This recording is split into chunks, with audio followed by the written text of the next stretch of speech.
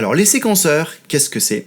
C'est des logiciels dont vous avez probablement déjà entendu parler. Cubase, Pro Tools, Logic, Ableton Live, c'est des mots que vous avez peut-être déjà entendus, hein. Et ce sont donc des types de logiciels qui seront le cœur de votre configuration sur votre ordinateur. Ça sera vraiment le logiciel que vous utiliserez le plus parce que c'est des espèces de gros couteaux suisses qui permettent de faire quasiment tout ce qu'on veut faire en termes de musique assistée par ordinateur. Vous allez avec un séquenceur pouvoir enregistrer des pistes, des fois même enregistrer plusieurs pistes en même temps. Vous allez pouvoir mixer les pistes, donc gérer les différents niveaux. Vous allez pouvoir ajouter des effets de délai, de reverb, de compression pour modifier les pistes. Vous allez pouvoir des fois mixer de la vidéo. Bref, il y a des tonnes de choses que vous pouvez faire avec un séquenceur. Du coup, on est amené à se poser la question, quel séquenceur faut-il utiliser ? Alors là, c'est un petit peu compliqué. Et pour commencer à répondre à cette question, on va déjà essayer de classer les séquenceurs dans deux grandes catégories. D'un côté, on va avoir les séquenceurs qui vont être assez orientés, et de l'autre côté, les séquenceurs qui vont être neutres. Alors, qu'est-ce que je veux dire par là ? Les séquenceurs orientés, c'est des séquenceurs qui ont un but spécifique. Par exemple, Ableton Live, c'est un séquenceur assez orienté qui a pour but de vous faciliter la vie si vous voulez faire de la musique électro, et de la musique électro en live plus particulièrement. Donc, toute l'interface est pensée pour vous aider, pour vous faciliter la vie lorsque vous voulez faire de la musique live électro avec des boucles et des choses comme ça. Il y a plein d'outils qui sont spécifiques pour ça, et du coup, si vous savez ce que vous voulez faire, c'est très pratique. Par contre, si vous voulez faire autre chose, par exemple enregistrer une guitare-voix puis faire un remix de ça, ça peut être possible de le faire sur Ableton Live, mais c'est pas prévu pour. Donc ça demande un peu plus de travail pour y arriver.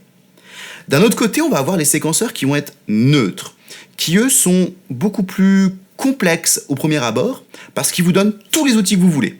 Tous. Voilà. C'est un peu des usines à gaz, mais du coup, ils se mettent pas en travers de votre chemin. Ils vous laissent travailler comme vous voulez. Vous configurez l'interface comme vous voulez, vous mettez les pistes que vous voulez, dans l'ordre que vous voulez, vous faites tout ce que vous voulez comme vous voulez.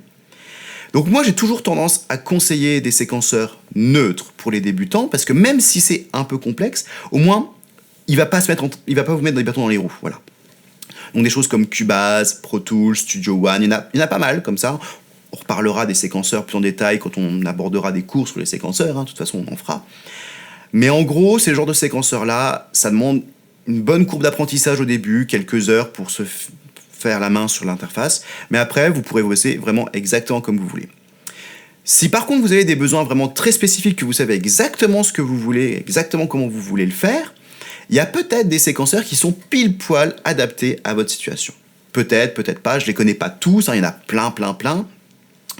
Mais du coup, ça vaut le coup des fois de se pencher sur les séquenceurs qui sont un peu plus orientés. Il faut juste comprendre que si vous vous lancez dans un séquenceur comme Live, c'est un des plus utilisés dans la catégorie là, eh bien, vous allez vite vous retrouver un peu enfermé dans la façon de travailler d'Ableton Live. Si c'est que ce que vous voulez faire, c'est très bien, ça sera beaucoup plus pratique, efficace et rapide à apprendre, mais dès l'instant où vous voudrez sortir un peu des limites posées par le logiciel, ça sera un petit peu plus délicat à faire et ça demandera un peu plus de travail, des fois ça sera même carrément impossible. Donc voilà, le choix du séquenceur, au final, ça restera le vôtre, et c'est jamais une mauvaise idée d'en essayer plusieurs, de prendre un peu de temps, voilà. Faut pas se précipiter, et il n'y en a pas un qui est particulièrement meilleur que les autres. C'est vraiment une question de workflow, de façon de travailler, et de voir lequel colle à votre philosophie. Le séquenceur, du coup, c'est vraiment, comme j'ai dit, un couteau suisse qui vous permettra de faire plein de choses. Mais il va pas bosser tout seul. Le séquenceur, il peut faire des tonnes de choses, mais surtout, une des plus grosses forces d'un séquenceur comme Cubase, Pro Tools, etc., c'est de se baser sur ce qu'on appelle des plugins pour étendre encore plus les possibilités sonores, de mixage, d'effets, etc., etc.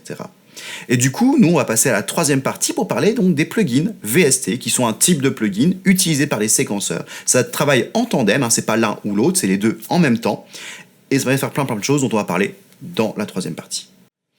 Il y a deux grands types de plugins.